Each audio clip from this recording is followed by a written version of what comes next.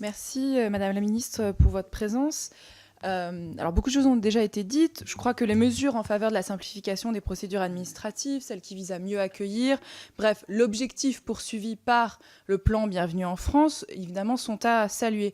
Les étudiants étrangers que je rencontre ici me parlent souvent de cet incompréhensible millefeuille administratif que vous avez décrit, auquel ils sont confrontés en arrivant en France. Et à titre personnel, j'ai fait une partie de mes études aux États-Unis, donc je peux effectivement témoigner du fossé entre l'accueil qui est réservé aux étudiants étrangers aux États-Unis ou dans le monde anglo-saxon, et l'accueil qui est réservé en France.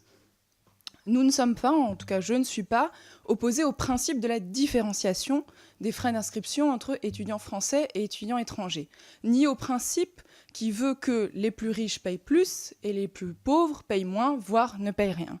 En revanche, notre questionnement, et vous le savez, il est vraiment sur les chiffres des bourses qui ont été annoncées, qui sont là pour faire en sorte que ce système annoncé fonctionne.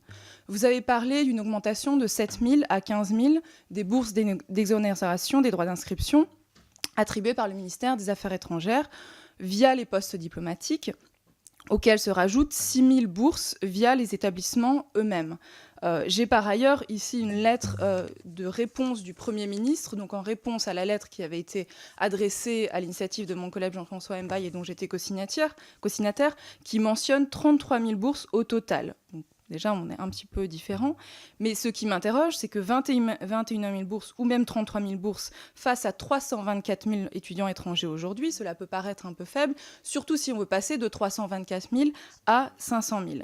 Donc, ce qu'on aimerait, en fait, c'est plutôt de la visibilité. Ce n'est encore une fois pas une remise en cause du principe, mais de la visibilité, notamment sur la répartition des bourses en fonction de l'origine géographique des étudiants et évidemment de leur milieu socio-économique et donc de leurs moyens financiers.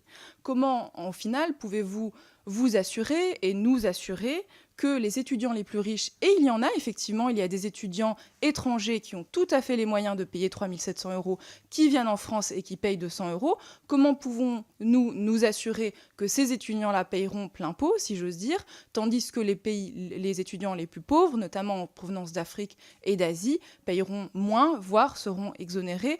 Comment s'assurer finalement que le vrai modèle redistributif dont vous avez parlé sera effectif, et quand pourrons-nous avoir ces chiffres un peu plus précis sur les bourses?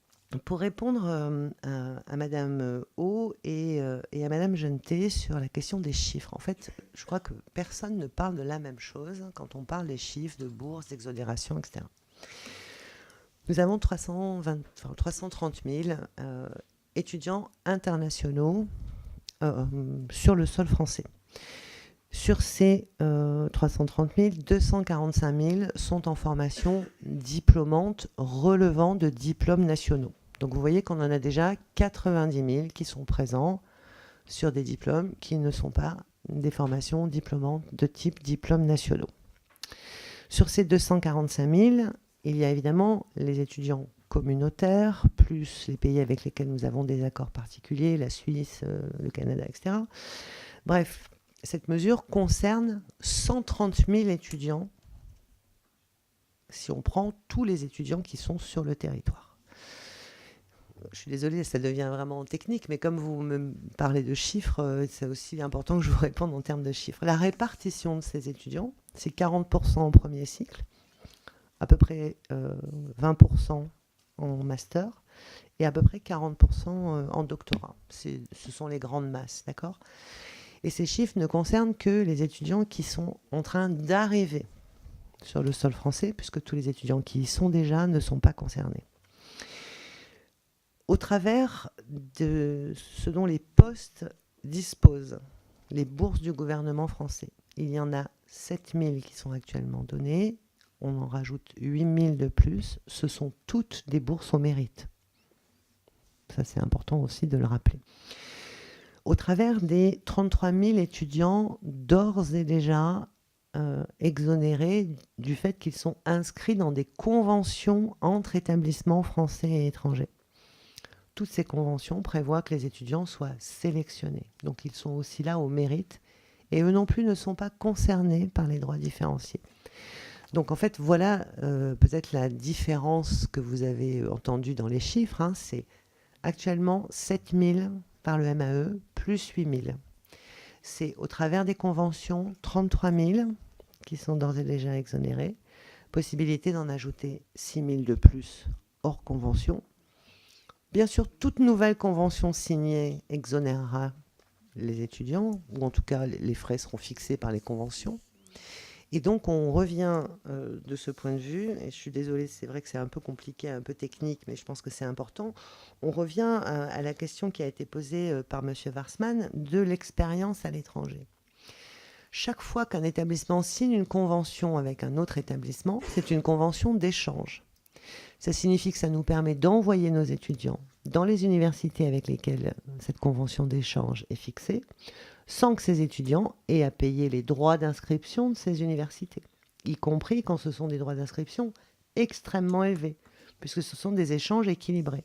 Nous recevons 10 étudiants de Stanford, nous envoyons 10 étudiants à Stanford.